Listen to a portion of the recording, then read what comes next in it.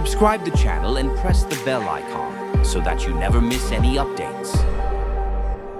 जी अब्दुल्ला बिन साद साहब क्या हाल है? अस्सलाम वालेकुम, नमस्ते, सत श्री अकाल, good night, everything all in one. कैसे हैं आप? क्या बात है सर, अगर गुड नाइट भी कर दिए तो फिर बात कैसे करेंगे? यहाँ पे नाइट है ना। अच्छा, बहरहाल कैसे हैं आप? जी मैं ठीक हूँ सर, आपकी तारीफ बताएं थोड़ा सा। जी मेरा नाम अब्दुल्ला बिन साद बिन अबी सरा है, यानी कि आप समझ सकते हैं ओरिजिनल नाम मेरा ज़ाहिर कुछ और है। I am an ex Muslim, और जो है ना, वैसे मैं पाकिस्तान से हूँ, पाकिस्तान के शहर कराची से। और मैं बहुत पहले ही 2-4-5 साल पहले मुझे पता था ये सब ड्रामेबाजी है, ये जो है ना, ये कुरान नाम की किताब एक पोइट्री की बुक है जो मोहम्मद ने जो है किसी से बैठ के लिखवाई, और कुछ भी नहीं। और ये सब इसमें गप्पें भरी हुई हैं। तो लेकिन ये है कि कभी सोचा नहीं कि ऐसे ही आके लाइव स्ट्रीम पे या लोगों को बताएं, लेकिन जब आप लोगों ने ये शुरू किया, साहिल भाई ने और बाकी सब ने, तो फिर हमें भी हुआ यार हम क्यों छुपाएं, हम भी बताएं कि नहीं यार, आप लोगों के साथ बहुत लोग हैं, आप अकेले नहीं हो। तो ये सीन है। बहरहाल आप देखो, एक बात मैं बोलना चाहता हूँ। देखें, सबसे पहले तो मैं आप आगे जाने से पहले तो मैं आपको अप्रिशिएट करना चाहूंगा। एक तो आपने नाम बड़ा जबरदस्त रखा है। अगर सही मायने में हम तमाम मुर्तदी और मुरीदीन के उस्ताद मोहतरम का खिताब किसी को जाता है तो वो अब्दुल्ला बिन साद इब्न सरा को जाता है। बिल्कुल ऐसे ही He was the first ex-Muslim on the earth. क्योंकि वो इतना इतना जीनियस आदमी था, उसको विद इन फ्यू डेज पता चल गया कि मोहम्मद खुद घर घर के लिखवा रहा है। जी बिल्कुल तो सर। मैं एक पॉइंट रखना चाहता हूँ, शायद अपने जो ऑडियंस हैं उनके काम आए। मुझे किस बात ने ट्रिगर किया फर्स्ट टाइम कि यार ये सब बकवास है। फर्स्ट टाइम जो मुझे ट्रिगर हुआ ना, देखिए ये जो इस्लाम है ना मुसलमानों का, इसमें से अगर हिकमत कोई निकाल देना, हर चीज हर बात में से ये हिकमत ढूंढते हैं कि जी अल्लाह की कोई हिकमत होगी। बिलीव मी, कुछ नहीं बचता इस्लाम में। अच्छा, अब मैं बताता हूँ कि मुझे किस बात ने ट्रिगर किया। कि जी ये जो ग़ज़वा बदर में कुरान में लिखा हुआ कि अल्लाह ताला ने फरिश्ते उतारे अपने नबी की मदद के लिए, ऐसे ही है, सबको पता है बात। जी और फरिश्ते इतने ताकतवर होते हैं कि कुरान में आता है कि अल्लाह ताला का अर्श जो है पता नहीं 7 या 9 फरिश्तों ने उठाया हुआ है। और अल्लाह के बारे में सबको ये पता है, अल्लाहु अकबर मीन्स अल्लाह पूरी यूनिवर्स से भी बड़ा है। अगर अल्लाह पूरी यूनिवर्स से बड़ा है और 9 फरिश्तों ने अल्लाह का तख्त उठा रखा है, तो एटलीस्ट एक फरिश्ता उनमें से, एक की अगर बात करें, पूरी ज़मीन से बड़ा होगा। ऐसे ही है ना, मिनिमम। बिल्कुल बिल्कुल। ये ग़ज़वा बदर में अल्लाह ने फरिश्ते भेजे, ये कैसे लफंगे और लफंडर थे ये फरिश्ते कि इनसे सिर्फ चंद मुशरिकीन मारे गए। आप सोचें ज़रा, और इतने मुसलमान जो कई मारे गए, उनको नहीं बचा पाए ये फरिश्ते। और चले मान लिया for the sake of argument agree, जो फरिश्ते आ गए, तो वो फरिश्ते ओहद में क्यों नहीं आए जब मार मार के इनके प्रॉफिट के दांत तोड़ दिए वो कुफार मक्का ने? तब क्यों नहीं आए फरिश्ते? फिर ये कहते हैं जी अल्लाह की हिकमत है। बस ये हिकमत जो है ना, इसको अगर निकाल दे इस्लाम में कुछ नहीं बचता। ये बकवास है सारी, और कुछ नहीं। बिल्कुल आपकी बात ठीक है, दुरुस्त है। और लेकिन देखिए, हिकमत तो है ही, वो तो आखिरी औजार है मुसलमानों के। मुसलमानों के ऐसे ही आखिरी दो तीन औजार हैं, जब उनके पास कुछ नहीं बचता फिर ये 2-3 औजार लाते हैं। एक तो ये जो आपने बताया हिकमत है, हमें समझ ऐसे नहीं ही आ सकती। दूसरी वो कहेंगे हमारा ईमान है। अब आप वही सोच ना, लो कि आप करोगे उनका ईमान पे क्या कर लोगे उनका। बिल्कुल ऐसे ठीक है? तीसरा जो बिल्कुल सबसे ऐसे। बड़ा मजबूत हथियार है उनका, हम्म, वो ये है कि ना ना ना ना, ये बात ऐसे नहीं है, ये बात किसी और तरीके से आपको समझ नहीं आई। हाँ, उसमें इनका तरीका वारदात पता है क्या समीर भाई? जी कि देखें, इनके इन कोई भी जन के सारे मुस्लिम जो है ना वर्ल्ड के, वो किसी एक पॉइंट पे मुत्तफिक नहीं है, किसी भी चीज पे। डिफरेंट सेक्ट है, एक सेक्ट का एक और पॉइंट ऑफ व्यू है, एक दूसरे का डिफरेंट पर्सपेक्टिव है। अब क्या करते हैं ये, अब जैसे फॉर एग्जांपल आप कहते हो कि जी ये तरावी जो है, ये तो है ही नहीं इस्लाम में, ये तो हजरत उमर ने शुरू की। तो शिया फौरन कहेंगे देखिए जी हम तो मानते ही नहीं तरावी को। यानी कि अगर आप इस चीज पर एतराज उठाओगे, इसी तरह किसी भी चीज पर आप एतराज उठाओगे ना, तो वो कहेंगे देखें जी फलां तो मानते ही नहीं है इसको। आप समझ रहे हैं मैं क्या कहना चाह रहा हूँ? जी जी जी जी। यानी कि एक ही बात का यस भी इनके पास, यस का भी होता है, नो का भी होता है। अगर आप यस करते हो तो ये उसको कह देते हैं कि देखें जी हमारे ये इन फुका ने लिखा है कि ये बात ठीक नहीं है। और अगर आप नो करते हो, फिर कहते हैं कुछ फुका ऐसे हैं जो देखिए ये नो नो वाली बात करते हैं, इनकार करते हैं इस चीज का।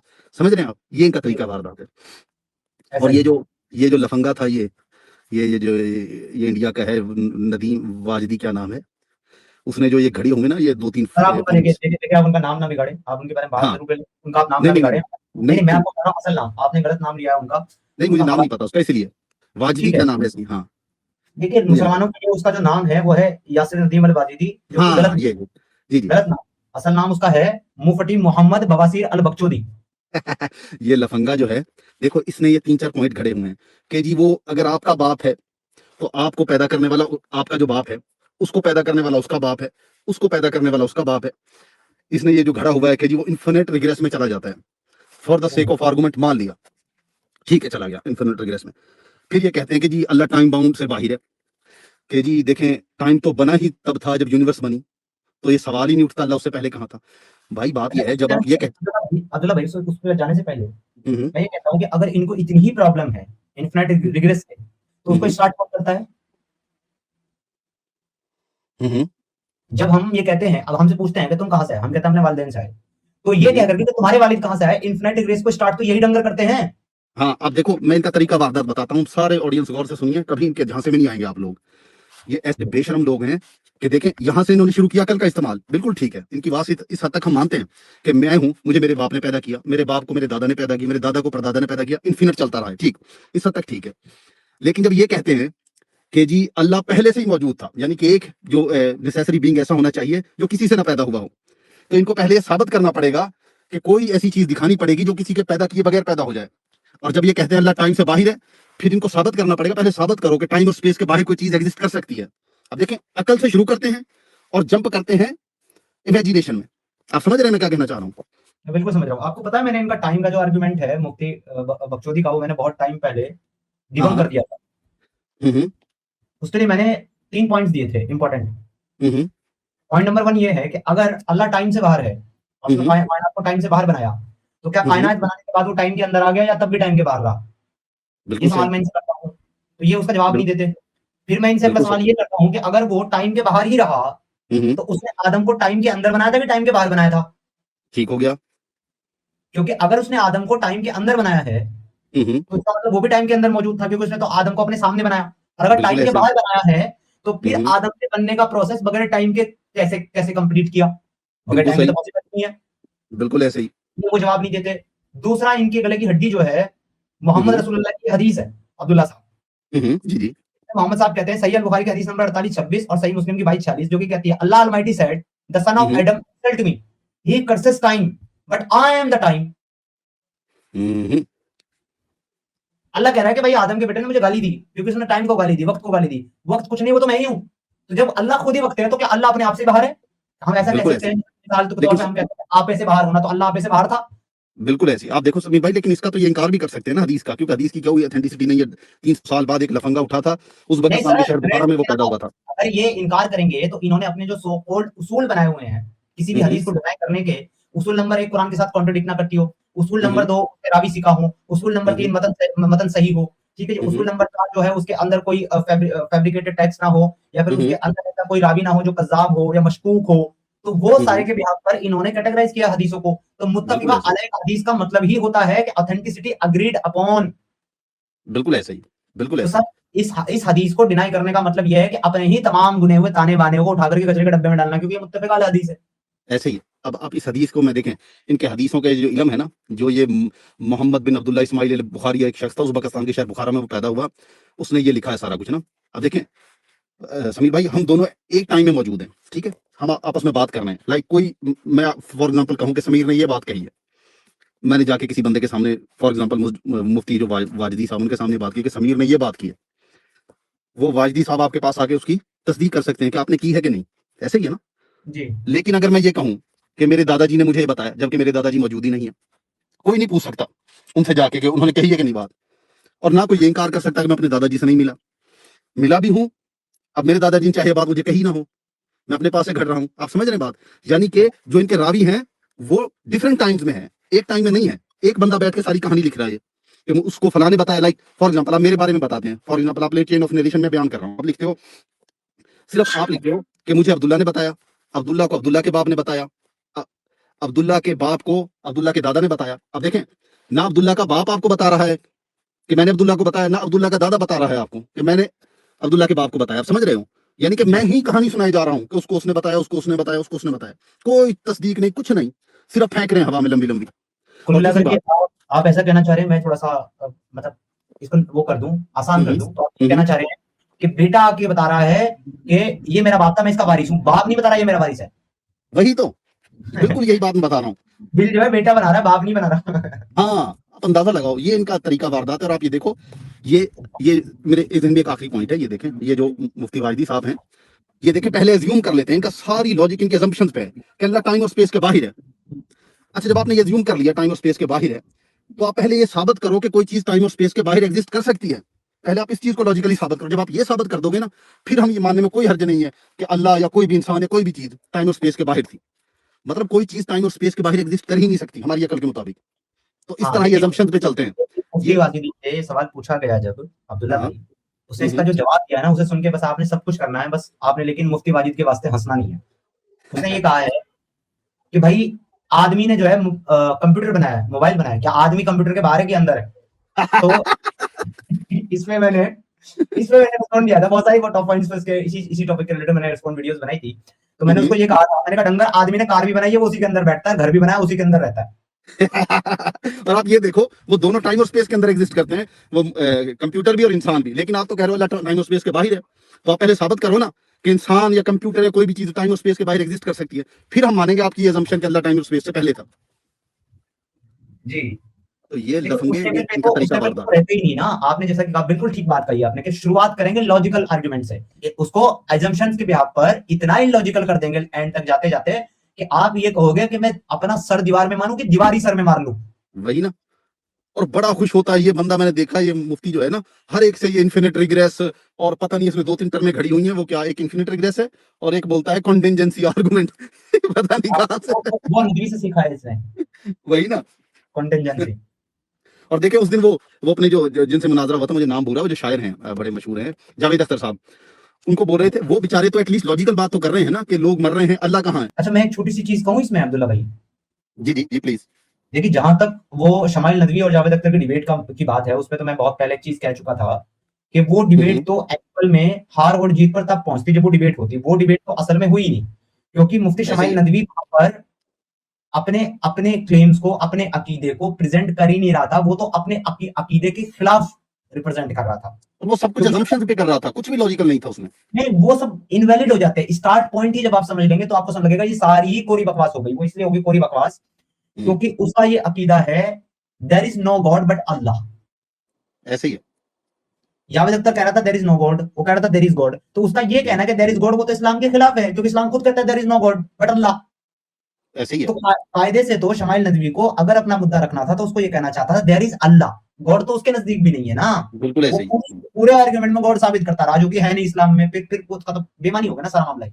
बिल्कुल ऐसी है। आप देखो समीर भाई, वो मैंने आपकी डिबेट देखी जो आप इन तीन ये हरामखोरों के साथ बैठे हुए थे ना, मौलवियों के साथ सामने, उसमें देखे आप, इन्होंने बोलने ही नहीं दिया आपको। जब साहिल ने कहा कि ये जो है नल एंड वॉइड हो गई है ये वर्स, उन्होंने बोलने ही नहीं दिया। उनको पता था ये बोलेगा तो खुल जाएगा पोल, क्योंकि मौलाना मौदूदी की इल्मी काबिलियत पे आप उंगली नहीं उठा सकते। अगर कोई ये कहे जी मौदूदी बकवास कर गया, नहीं, वैसे आप उसको, वैसे उसकी पर्सनैलिटी को 100 गालियां दे, उसके इल्म के ऊपर आप उंगली नहीं उठा सकते, उसकी लॉजिक के ऊपर। ये मौदूदी पे भी उंगली उठाते हैं, गामिदी पे भी उठाते हैं, ये छोड़ते किसको है? लंगर है हाँ सारे। लेकिन गांधी जो है ना बड़ा वारदातिया है, उसको पता है कि कहाँ कहाँ लूप होल्स हैं। उसने उनके अजीबो गरीब जो है ना तावीलें खड़ी हुई हैं। रफू रफू क्या क्या करना कहते हैं उसको, हम रफू किया हुआ। हाँ रफू की, अब जैसे वो जैनब था, वो जो जैद की बेगम थी, जैनब, हजरत जैनब, आप देखो उससे शादी की हजरत मोहम्मद ने, वो कि जी मेरा निकाह पढ़ा दिया अल्लाह ने आसमानों पे, जबकि उसने इद्दत भी पूरी नहीं की। अब गांधी को पता है कि यहाँ पे फंस सकते हैं, उसने उसकी पता नहीं क्या क्या लॉजिकें खड़ी हुई हैं, अजीब सी तावीलें ना। आप इद्दत पे जा रहे हैं, मैं कह रहा हूँ तलाक साबित होती है। ना बिल्कुल भी नहीं। तो सर इद्दत का तो सवाल ही खड़ा नहीं होता, जब तलाक ही साबित नहीं हो रही तो इद्दत कहां से है? हाँ असल बात तो ये, असल बात तो ये, असल बात तो ये है। क्योंकि जिस आयत की बात करते हैं, जिस आयत में नबी कहता है, जो कि मैंने आज आज इस मुनाफिक के टॉपिक पे ये आयत मैंने ली थी कि नबी की मुनाफिकत देखी है, तो वो मैं आपको बाद में बताऊंगा। खैर, मैं टॉपिक से रिलेटेड इस आयत के अंदर नबी की मुनाफिकत जो वाज़ेह तौर पे है। लेकिन आप ये देखिए, इस आयत में जहां नबी कहता है कि तो अपनी बीवी को अपने पास रख और अल्लाह से डर, तो ये बात जो है ये साबित करती है कि तलाक नहीं हुआ है, क्योंकि तलाक के बाद तो अपनी बीवी को अपने पास रख ही नहीं सकता। बिल्कुल ऐसे ही है। भैया लेकिन तलाक इन्होंने इसकी कोई ना कोई तावील खड़ी हुई होगी, ये बड़े हरामजादे हैं, नहीं, इनको उसमें पता है उसमें कहाँ पे हम फंसेंगे। वो भी मैं बता देता हूँ। हम्म, वो भी इन्होंने गढ़ी या नहीं गढ़ी मुझे नहीं पता, बट पॉसिबल आर्गुमेंट देता हूं उनका। ये कहेंगे कि उसने यही तो कहा था, एक तलाक ही तो दी थी, एक तलाक के बाद तो बीवी को वापस लिया जा सकता है। हम्म। लेकिन चले एक भी मान लेंगे, फॉर एग्जांपल इद्दत का तो फिर भी सवाल उठता है। मोहम्मद को देखें और देखें वो, बस यार क्या मैं नहीं समीर भाई बोलूं, ये नहीं, तो जो है ना इद्दत का सवाल नहीं आता वारदात हुई। वहां पे, इद्दत का सवाल नहीं आता। देखिए, इद्दत का सवाल वहां पे इसलिए नहीं आता क्योंकि अगर एक आदमी ने अपनी बीवी को एक तलाक दी, तो with in the period of 3 months अगर वो चाहे तो वो अपनी बीवी के साथ सीधा हम बिस्तरी कर सकता है, उससे उसकी वजह बिल्कुल तलाक ऐसे, फाइल हो जाएगी। उसे हाँ इद्दत की जरूरत नहीं, निकाह की जरूरत, एक तलाक नल के एंड बाद। वॉइड हो जाएगी, ऐसे ही है। 2 अगर दे दी तो 2 के बाद जो है निकाह की जरूरत है, नए निकाह की। 3 अगर दे दी तो फिर ना नए निकाह से, ना हम बिस्तरे से किसी तरीके से वापस नहीं ले सकता। ऐसे मगर ही है। यहाँ पे कह रहे हैं, असल में कुरान तलाक की बात ही नहीं करता इस आयत के अंदर। मसला ये है साहब, इसलिए नहीं करता क्योंकि वो ये कहता है कि so when that totally lost interest in keeping his wife, जब जैद का पूरा इंटरेस्ट ही खत्म हो गया उस बीवी को रखने का, उस पे जरूरत ही खत्म हो गई, उसने अपनी जरूरत ही खत्म कर ली। वो ये नहीं कहता तलाक दे दी, कुरान नहीं कहता, कुरान कहता है कि और जब इस यानी कि ये देखें यहां से, फिर जब जैद ने इससे कोई हाजत ना रखी, कोई तलब, कोई चाहत, कोई हाजत ना रखी, तब हमने इसको तेरे निकाह में दे दिया। तो भाई मसला ये है कि जब तलाक नहीं हुआ है, इद्दत भी नहीं हुई है, क्योंकि दूसरे शौहर के साथ शादी करने के लिए तो तलाक की जरूरत, चलो पहले ही शौहर अगर वापस ले ले तो फिर तो जरूरत नहीं है, एक तलाक के बाद भी या दो के बाद भी। बिल्कुल ऐसा ही है। लेकिन दूसरे से अगर निकाह करेगी तो फिर तो इद्दत की जरूरत है। बिल्कुल है। तो इद्दत तब होगी जब तलाक होगी, जब तलाक ही नहीं हुआ है, क्योंकि वो आया है अभी पेशकश लेकर के। अब आप यहाँ पे समझिए स्टार्ट से, कुरान कहता है कि और जब तुम इस शख्स से जिस पर खुदा ने एहसान किया, खुदा ने क्या एहसान किया कि इसको गुलाम से आजाद करवाया और इसको ईमान दिया, मुसलमान बना, तुमने एहसान किया। और तुमने भी, तो मोहम्मद ने क्या एहसान किया, मोहम्मद ने इसको आजाद करके अपना बेटा बना लिया, मोहम्मद ने एहसान किया। मोहम्मद ने ईमान नहीं दिया, क्योंकि मोहम्मद के हाथ में नहीं किसी को हिदायत देना, वो अल्लाह के हाथ में, तो हिदायत एहसान किया और मोहम्मद ने बेटा बनाया। जब तुम इससे कहते थे कि अपनी बीवी को अपने पास रहने दे और खुदा से डर, तो तुम अपने दिल में वो बात छुपाए हुए थे, वो बात पोशीदा रखे हुए थे, जिसको अल्लाह जाहिर करने वाला था, और तुम लोगों से डर रहे थे। अब देखिए, मैंने जो कहा कि मोहम्मद मुनाफिक है, वो ऐसे मुनाफिक है कि वो जैद को तो ये कह रहा है कि तू खुदा से डर और अपनी बीवी को अपने पास रख, और खुद लोगों से डर रहा है। ऐसा ही है, बिल्कुल ऐसा ही है।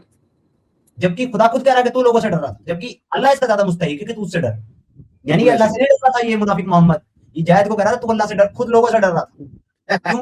लोग क्या कहेंगे। अब आगे कहता है कि फिर जब जैद ने इससे कोई ख्वाहिश हाजत ना रखी, तो इसी में उसने पेशकश करी, इसी में उसने इनकार करा, इसी में अल्लाह ने निकाह भी पढ़ा दिया। अब मजे की बात ये है कि ज़ैनब की 2 शादी हुई हैं, ज़ैनब बिन्त जश की 2 शादियां हुई, एक जैद के साथ और एक मोहम्मद के साथ। लेकिन सर एक में भी ज़ैनब की कंसेंट नहीं है। ऐसे ही है बिल्कुल। ना तो जैद के साथ शादी करने में थी, ना मोहम्मद के साथ, क्योंकि इसी के ऊपर की आयत नंबर 36 आई ही इसलिए थी कि ज़ैनब ये कह रही थी कि ये गुलाम और मैं आला नसब वाली और आजाद मोमिना, मैं ऐसे निकाह क्यों करूं।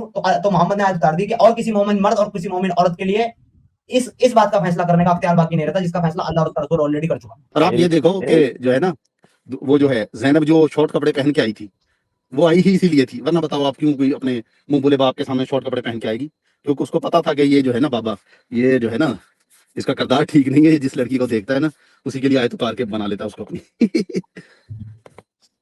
वो रसूलुल्लाह ने कहा था ना सर, सुभान अल्लाह या मुकल्लिबुल कुलूब। हाँ नहीं, उससे पहले जब वो शॉर्ट कपड़े में आई थी तभी तो देख के उनको बोला, वो इसलिए आई थी ना शॉर्ट कपड़े में, और क्या पर्पस हो सकता है। आप खुद सोचो, कोई औरत किसी मर्द के सामने आएगी शॉर्ट कपड़े में। तबरी साहब ने लिखा है अनड्रेस, ये घर में घुस गया उसके, वो घर में या तो नहा रही थी, घर का कोई काम कर रही थी, या कपड़े कुछ भी धुल रही थी, उसने कपड़े नहीं पहने हुए थे सर, अनड्रेस थी वो, शी वाज अनड्रेस्ड। रसूलुल्लाह ने कहा ओहो, आंखों से दिल निकले। वो जफर भाई ने वीडियो बनाई ना, उसमें बड़ी बड़ा बेहतरीन एनिमेशन डाला जफर भाई ने, वो मोहम्मद की आंखों से तो दिल नहीं कर रहे हैं, और वो मुस्कुरा के कहता है सुभान अल्लाह या मुकल्लिबुल कुलूब।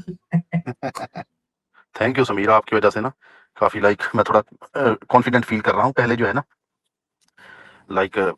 मैं बड़ा कंफ्यूज था यार, मैं क्या करूं क्या ना करूं, क्योंकि मैंने जो सोचा हुआ ना, जो मैंने आपको बताया था व्हाट्सएप पे भी, मैं वो हर सूरत में करना चाहता हूँ। और मैं आपको थोड़ा और बताऊंगा, क्योंकि यहाँ पे मैं वो अगर बोलूंगा तो फिर ना जो देखिए मुश्किल है अब्दुल्ला साहब, मुश्किल है बट इम्पॉसिबल नहीं है। लेकिन मुश्किलों से ही तो हमारा सनातन धर्म, ऐसे आप सोचें, ऐसे वक्त से गुजरा है जब कत्लेआम किया गया लोगों का, हमारे ये जो इंडिया में मुगलों ने किया, मंदिर सारे तबाह कर दिए, उससे ज्यादा मुश्किल तो नहीं हो सकता ना। तब हम सर्वाइव कर गए, तब भी कर जाएंगे। जी जी बिल्कुल, मिलते हैं नेक्स्ट स्ट्रीम में, तब तक के लिए अपना ध्यान रखिएगा। जय हिंद, वंदे मातरम।